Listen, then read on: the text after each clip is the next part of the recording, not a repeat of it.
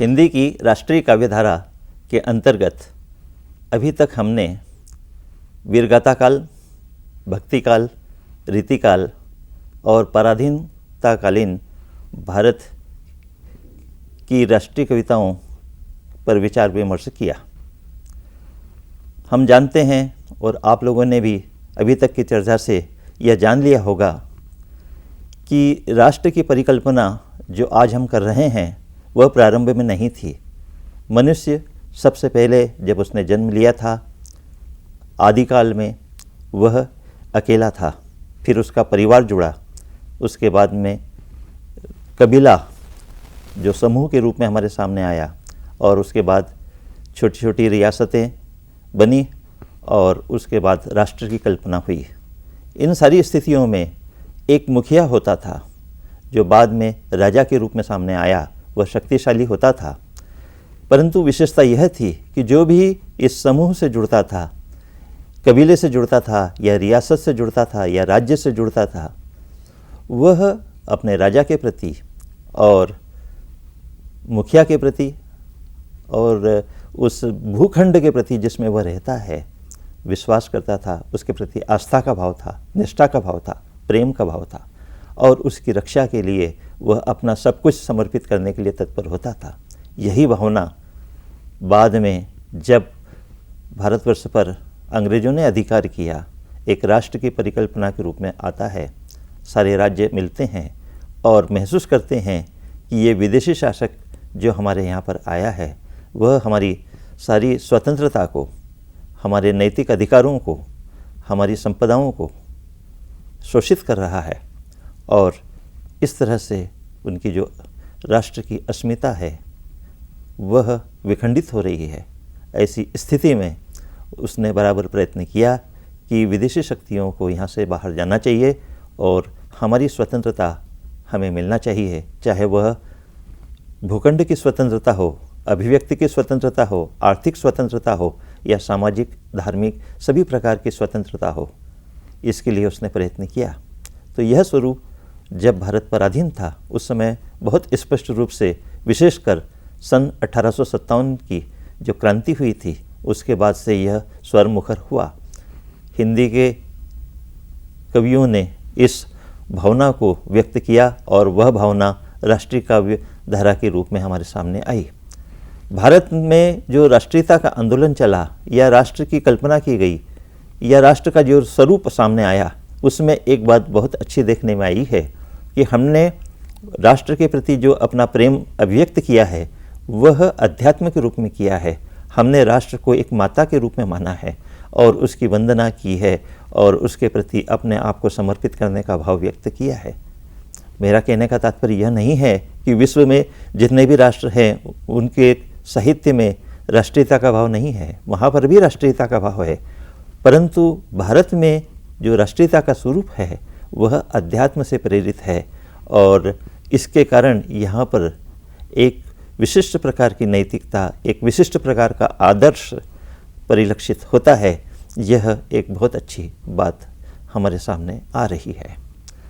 आज के इस कार्यक्रम में हम स्वतंत्र भारत में राष्ट्रीयता का जो स्वरूप है और स्वतंत्र भारत में जो हिंदी में राष्ट्रीय काव्य लिखा गया है उसका स्वरूप स्पष्ट करेंगे।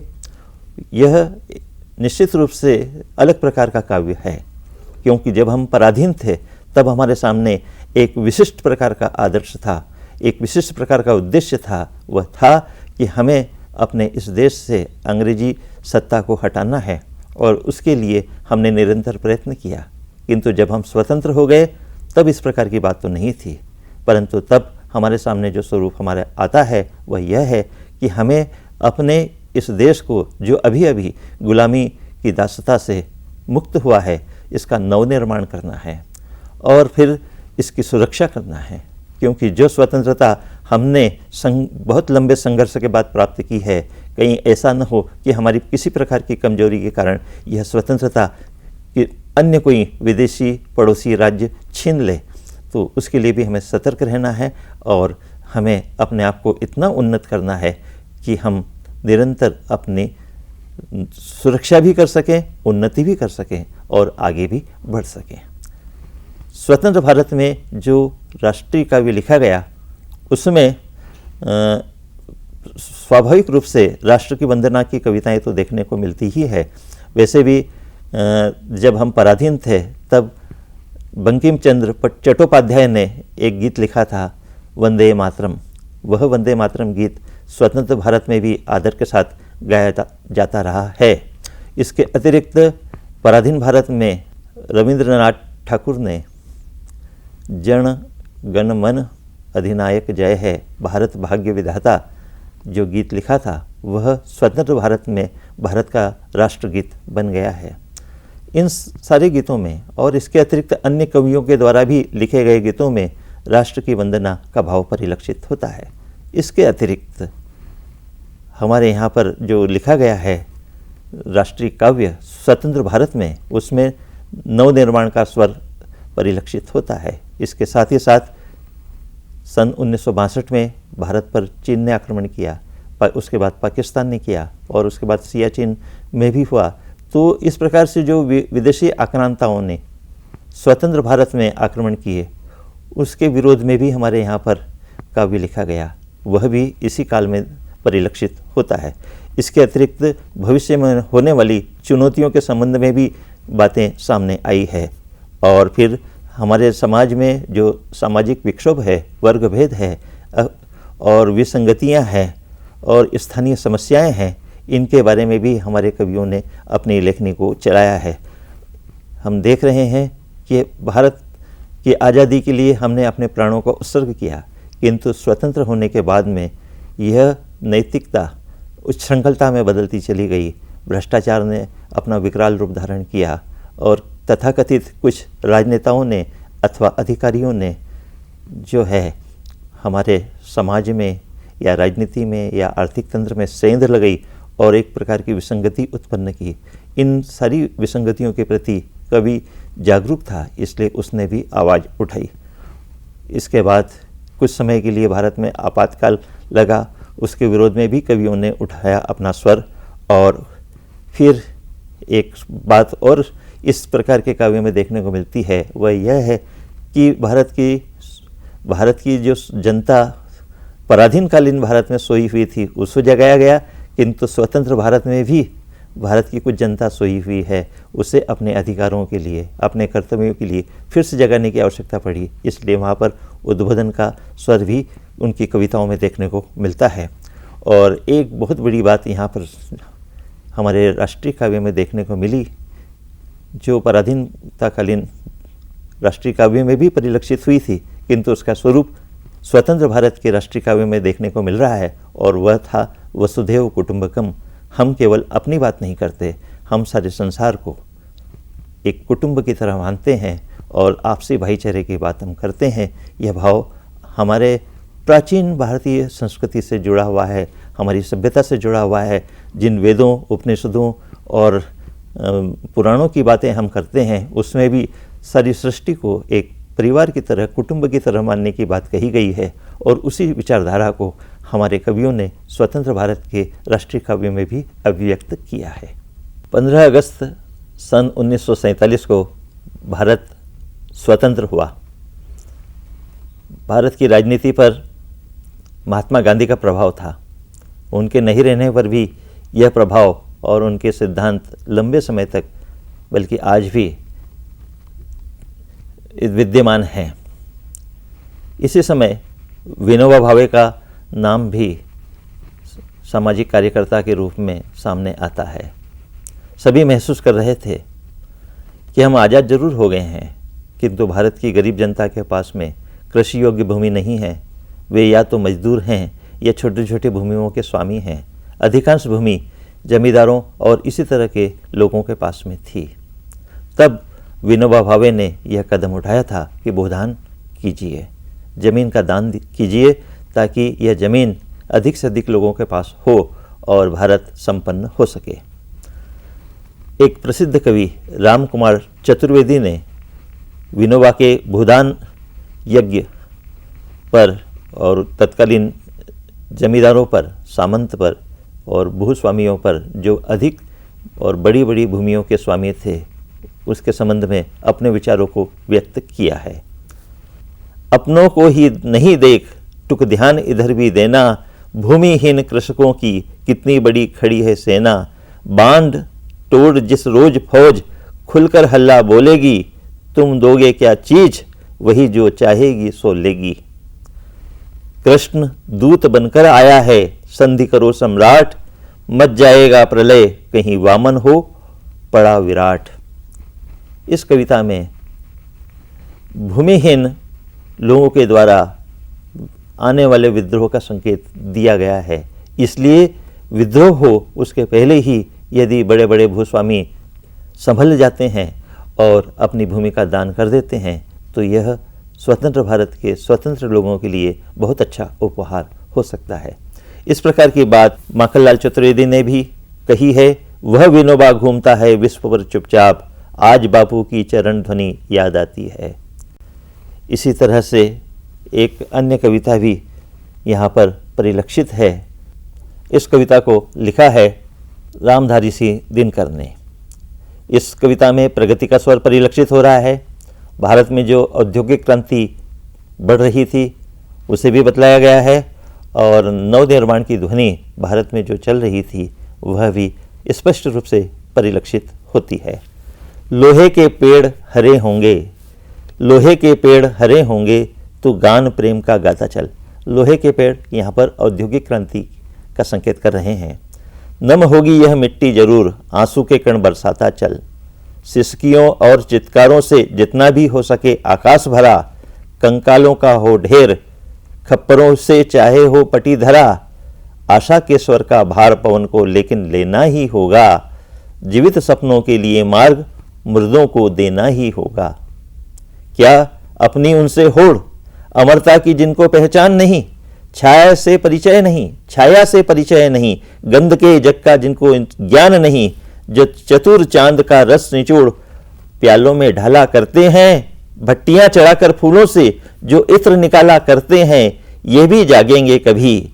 मगर आदि मनुष्यता वालों पर जैसे मुस्काता आया है, जैसे मुस्काता आया है वैसे अब भी मुस्काता चल। लोहे के पेड़ हरे होंगे, तू गान प्रेम का गाता चल। भारत स्वतंत्र हो गया, हम कृतज्ञ हैं। जिन व्यक्तियों ने, महापुरुषों ने भारत को स्वतंत्र कराने के लिए अपने प्राणों का उत्सर्ग किया, उसके प्रति हम बार बार उन्हें श्रद्धांजलि देते हैं और उनके प्रति आभार व्यक्त करते हैं कि उनके बलिदान से आज हमें स्वतंत्रता मिली। इस तरह की कविताएं हमारे स्वतंत्र भारत के राष्ट्रीय काव्य में बहुत अधिक मात्रा में परिलक्षित होती है। इसमें एक बहुत प्रसिद्ध कवि हैं श्री कृष्ण सरल। सरल जी ने एक बहुत अच्छी कविता लिखी है। मैं अमर शहीदों का चारण, मैं अमर शहीदों का चारण उनके गुण गाया करता हूँ। मैं अमर शहीदों का चारण उनके गुण गाया करता हूँ। जो कर्ज राष्ट्र ने खाया है मैं उसे चुकाया करता हूँ, मैं उसे चुकाया करता हूँ। यह सच है, याद शहीदों की हम लोगों ने दफनाई है। यह सच है, उनकी लाशों पर चलकर आज़ादी आई है। यह सच है, हिंदुस्तान आज जिंदा उनकी कुर्बानी से। यह सच है, हिंदुस्तान आज जिंदा उनकी कुर्बानी से। यह सच है, मस्तक ऊंचा उनकी बलिदान कहानी से। वे अगर न होते तो भारत मुर्दों का देश कहा जाता। जीवन ऐसा बोझा होता जो हमसे नहीं सहा जाता। यह सच है, दाग गुलामी के उनके लोहों से धोए हैं। हम लोग बीज बोते, हम लोग बीज बोते, उन्होंने धरती में मस्तक बोए हैं। मैं अमर शहीदों का चारण उनके यश गाया करता हूँ। इसी संदर्भ में भवानी प्रसाद मिश्र ने भी एक कविता लिखी है।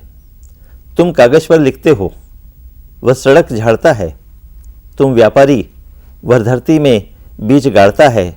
सूत काटते थे गांधी जी, कपड़ा बुनते थे और कपास जुलाहों के जैसा ही धुनते थे।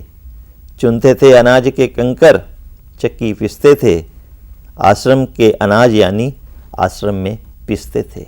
इस कविता में महात्मा गांधी की कार्यशैली को बतलाते हुए कवि ने इस कविता में उनके प्रति आभार व्यक्त किया है। और कहने की बात यहाँ पर यह है कि महात्मा गांधी के ऊपर भवानी प्रसाद मिश्र ने बहुत लिखा है। इस तरह से अनेक कवि हैं जिन्होंने प्रकारांतर से न केवल महात्मा गांधी के प्रति, भगत सिंह के प्रति और चंद्रशेखर आज़ाद के प्रति और अनेक अनेक हजारों की संख्या में जिन सेनानियों ने अपने प्राणों का उत्सर्ग किया है, उनके प्रति न केवल श्रद्धांजलि व्यक्त की है बल्कि उनके प्रति आभार भी माना गया है और उनका स्मरण भी किया जा रहा है। स्वतंत्र भारत में आने वाली समस्याओं के प्रति संकेत दिए हैं और जो चुनौती आने वाली है उसके प्रति भी उन्होंने अपने विचारों को व्यक्त किया है। इनमें एक है शिवमंगल सिंह सुमन। इन्होंने उस समय मार्क्सवाद का प्रभाव था, प्रगतिवाद का प्रभाव चल रहा था और रूस से हम प्रभावित थे। उस समय लिखा था, सुन रहे हो क्रांति की आवाज़, बच नहीं सकते दगाकर, कान में उंगली लगाकर, यह विषम ज्वाला जगाकर, ध्वंस होगा तख्त भूलुंठित तुम्हारा ताज, सुन रहे हो क्रांति की आवाज़। इसी तरह से रामानंद दोषी ने कहा था, बारूद जीवन की बगिया को घेरे है, अब अपनी अपनी ढोलक अपना राग नहीं, मालियों अगर मुंह एक दूसरे का ताका, तो दो क्षण में यह फूल नहीं ये बाग नहीं। नीरज ने उस समय कहा था, गोपाल दास नीरज का नाम आप अच्छी तरह से जानते हैं। उन्होंने कहा था, मैं सोच रहा हूँ अगर तीसरा युद्ध होगा, मैं सोच रहा हूँ अगर तीसरा युद्ध होगा, इस नई सुबह की नई फसल का क्या होगा। यह बात प्रकारांतर से हमारे यहाँ पर अनेक कवियों ने कही और वह बार बार हमारे सामने आई। नेपाली ने कहा था, गोपाल सिंह नेपाली हिंदी के बहुत अच्छे कवि रहे हैं और उन्होंने कहा था, नहरें फिर खुद सकती हैं। बहुत अच्छी बात यहाँ पर देखने को मिल रही है। नहरें फिर खुद सकती हैं, बन सकती है योजना नई, जीवित है तो फिर कर लेंगे कल्पना नई, कामना नई। घर की है बात, यहाँ बोतल पीछे भी पकड़ी जाएगी, पहले चलकर सीमा पर सर झुकवा लो संसार के, ओ राही दिल्ली जाना तो कहना यह बात मेरी सरकार से। इन पंक्तियों में आने वाले संकट को बताया गया है कि हम अपने यहाँ के उत्थान की बात जरूर कर रहे हैं, परंतु उसके साथ साथ हमारे सामने जो सबसे बड़ी समस्या है या बहुत बड़ी चुनौती है वह यह है कि हमें अपनी सीमाओं की रक्षा भी करना है और उसके लिए निरंतर प्रयत्न करना है। जैसे कि संभावना थी कि हम अपनी सीमाओं की सुरक्षा ठीक तरह से कर पाते हैं या नहीं, क्योंकि हम भारतवर्ष के नवनिर्माण में तो लगे रहे, किंतु सीमाओं की सुरक्षा के बाद हमने इसलिए छोड़ दी कि हमें लगता था कि हमारे पड़ोसी राज्य, चाहे वह पाकिस्तान हो या चीन हो, वे अच्छी तरह से हमारे मित्र हैं और कभी भी हमारे साथ विश्वासघात नहीं करेंगे। परंतु यह बात समय ने गलत साबित कर दी और भारत के ऊपर पहले चीन ने आक्रमण किया, फिर पाकिस्तान ने किया और इस तरह की स्थितियां बिगड़ती चली गई। उस संबंध में हमारे यहाँ के कवियों ने, खास करके गोपाल सिंह नेपाली ने जो एक बहुत अच्छी कविता लिखी थी चीन के आक्रमण के समय पर, शंकर की पुरी चीन ने सेना को उतारा, शंकर की पुरी चीन ने सेना को उतारा, 40 करोड़ों को हिमालय ने पुकारा, हो जाए पराधीन नहीं गंगा की धारा, गंगा के किनारे को शिवालय ने पुकारा, हम भाई समझते जिसे दुनिया में उलझ के, हम भाई समझते जिसे दुनिया में उलझ के, वह घेर रहा आज हमें बैर समझ के, चोरी भी करे और करे बात गरज के, 40 करोड़ों को हिमालय ने पुकारा, बर्फों में पिघलने को चला लाल सितारा, 40 करोड़ों को हिमालय ने पुकारा, 40 करोड़ों को हिमालय ने पुकारा।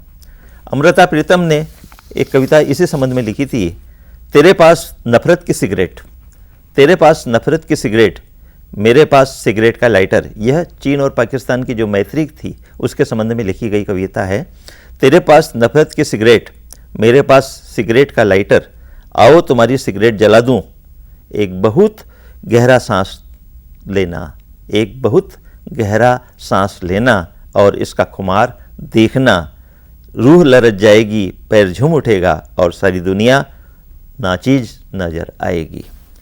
कैलाश वाजपेयी ने यह कविता उस समय लिखी जब पाकिस्तान के ऊपर आक्रमण हुआ था और पाकिस्तान पराजित हुआ था।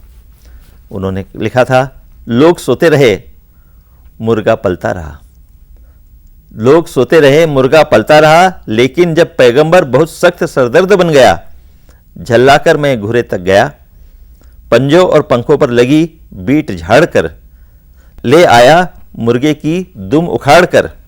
उस दिन के बाद से लोग रात भर चैन के साथ सोते हैं, सुनता हूँ कुत्ते रोते हैं, सुनता हूँ कुत्ते रोते हैं। स्वतंत्रता के बाद हम अपेक्षा करते थे कि भारत में अमीरी और गरीबी के बीच में जो एक खाई है वह दूर होगी, किंतु हुआ इसके उल्टे ही। अमीर और अधिक अमीर होते चले गए और गरीब और अधिक गरीब। कवियों के अंतर्मन को इस स्थिति ने काफ़ी झकझोरा और अनेक कवियों ने इस प्रकार की विसंगति पर अपनी कलम चलाई। बालकृष्ण शर्मा नवीन ने जूठे पत्ते नामक एक कविता लिखी, जिसमें इस कड़वे सच को सामने उभार कर रखा। क्या तुमने देखा है नर को नर के आगे हाथ पसारे, क्या तुमने देखा है नर को नर के आगे हाथ पसारे, क्या देखे हैं तुमने उसकी आंखों में खारे फव्वारे। अरे चाटते झूठे पत्ते जिस दिन देखा मैंने नर को, अरे चाटते झूठे पत्ते जिस दिन देखा मैंने नर को, उस दिन सोचा क्यों न लगा दूं आग इस दुनिया भर को। ओ भिकमंगे ओ अरे पराजित, ओ भिकमंगे अरे पराजित, ओ मजलूम अरे चिरदोहित, तू अखंड भांडार शक्ति का जाग, अरे निद्रा सम्मोहित। प्राणों को तड़पाने वाली हुंकारों से जल थल भर दे, अनाचार के अंबारों में, अनाचार के अंबारों में अपना ज्वलित फलिता भर दे, अपना ज्वलित फलिता भर दे। इसी प्रकार भारत की राजनीति और उससे उत्पन्न होने वाली समस्याओं पर हमारे यहाँ के कवियों ने अपने विचारों को व्यक्त किया। ये राजनेता और अधिकारी इनकी जो संवेदनहीनता थी और उसके कारण अदूरदर्शिता का एक वातावरण बन रहा था, समाज में विसंगति आ रही थी, इस सब के विरुद्ध भी जो है कवियों ने लिखा। आपातकाल के विरुद्ध भी इनके आवाज़ सुनने को मिलती है और इसी प्रकार से कवियों ने अपने विचारों को व्यक्त किया है।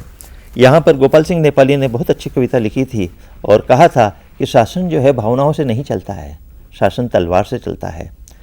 शासन चलता तलवार से, ओ राही दिल्ली जाना तो कहना अपनी सरकार से। शासन चलता तलवार से, चरखा चलता है हाथों से, शासन चलता तलवार से। महात्मा गांधी के सिद्धांतों को हम वसुधैव कुटुंबकम की भावना को लेकर चल रहे हैं, किंतु यदि हमें शासन चलाना है तो हमें अनुशासन में अपनी प्रजा को रखना होगा। यह रामकृष्ण की जन्मभूमि, पावन धरती सीताओं की, फिर कमी रही कब भारत में सभ्यता शांति सद्भावों की। पर नए पड़ोसी कुछ ऐसे, गोली चलती उस पार से, ओ राही दिल्ली जाना तो कहना अपनी सरकार से।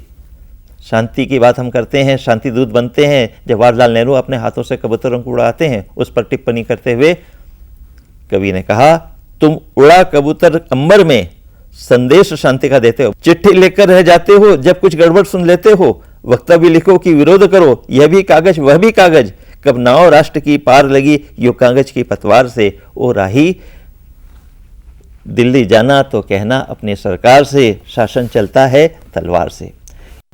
लोकप्रिय कवि हरिवंश राय बच्चन ने नवयुवकों को आह्वान किया, समय के साथ चलो। लोहा यदि गर्म है तो उसे अपने सांचे में ढाल लोगे, किंतु ठंडे लोहे को पीटने से कुछ भी हासिल नहीं होगा। गर्म लोहा पीट, ठंडा पीटने को वक्त बहुतेरा पड़ा है। गर्म लोहा पीट, ठंडा पीटने को वक्त बहुतेरा पड़ा है। एक गज छाती मगर 100 गज बराबर, हौसला उसमें सही है, हौसला उसमें सही है। काम करना चाहिए जो कुछ तजुर्बेकार लोगों ने कही है। स्वप्न से लड़कर स्वप्न की ही शक्ल में लौह के टुकड़े बदलते, लौह सा ठोस बनकर है निकलता जो कि लोहे से लड़ा है। गर्म लोहा पीट, ठंडा पीटने को वक्त बहुतेरा पड़ा है। घन हथौड़े और तोले हाथ की दे, चोट अब तलवार गढ़ तू, और है किस चीज की तुझ से भविष्यत मांग करता आज पढ़ तू, ओ अमित संतान को अपनी थमा जा, धार वाली यह धरोहर वह अजित संसार में है शब्द का, खरखड्ग लेकर जो खड़ा है, गर्म लोहा पीट ठंडा पीटने को वक्त बहुतेरा पड़ा है। इस प्रकार हम देख रहे हैं कि स्वतंत्र भारत में हिंदी के कवियों ने जो राष्ट्रीय काव्य लिखा है वह भी अपने आप में अप्रतिम है। यहाँ पर जो स्वप्न हमने पराधीन भारत में देखे थे, उन स्वप्नों को साकार करने का समय स्वतंत्र भारत में आया और उसमें जो कुछ विसंगतियाँ, रुकावटें आ रही है, उन सब के प्रति हमारा कवि सचेष्ट है और उस कवि ने अपनी भावनाओं की अभिव्यक्ति की है। यह बात यहाँ पर जरूर है कि हम अपनी सीमाओं की रक्षा की बात भी करते हैं, हम गरीबी और अमीरी के बीच की खाई को दूर करने की बात भी करते हैं, हम संसार में भाईचारा का संदेश भी देते हैं, हम स्वदेशी माहौल भी मनाते हैं और इस तरह के वातावरण में हम हमारे यहाँ के शिक्षा, स्वास्थ्य, अन्य सुविधाओं को भी हमारे लोगों के बीच में दे रहे हैं। इन सब की तरफ हमारे कवियों की दृष्टि रही है और इसके साथ सारे संसार को एक भाईचारे के वातावरण में बनाने में, वैश्विक वातावरण को बनाने में जो एक परिकल्पना हमारे वैदिक साहित्य में देखने को मिलती है, वह बात आज भी हमारे अंतःस्थल में है और हमारा कवि इन सारे भावों से अनुप्राणित है और बराबर वह सचेष्ट होकर इन सारी भावनाओं की अभिव्यक्ति कर रहा है। कहने का तात्पर्य यह है कि आज का जो हिंदी का कवि है वह अपने कर्तव्य के प्रति जागरूक है और हर उस पल को एक चुनौती के रूप में स्वीकार कर रहा है जो उसके जीवन में आ रहा है और वह न केवल युवा शक्ति के साथ जुड़ा है, वह पुरातन पीढ़ी बुजुर्ग लोगों के साथ भी जुड़ा है और उनके अनुभवों को युवाओं के हाथों में देकर एक नए भारत के निर्माण में लगा हुआ है। इस दृष्टि से वीरगाथा काल से लेकर आधुनिक काल तक का जो राष्ट्रीय काव्य है वह गौरवमय है और अनुकरणीय है और न केवल वो सामयिक परिस्थितियों से उत्पन्न है बल्कि सामयिक परिस्थितियों से उत्पन्न होने के बाद भी वह शाश्वत है। वह सारे संसार के भूमियों में, सारे संसार के सभी कालों में आज भी प्रासंगिक है और उसका महत्व है।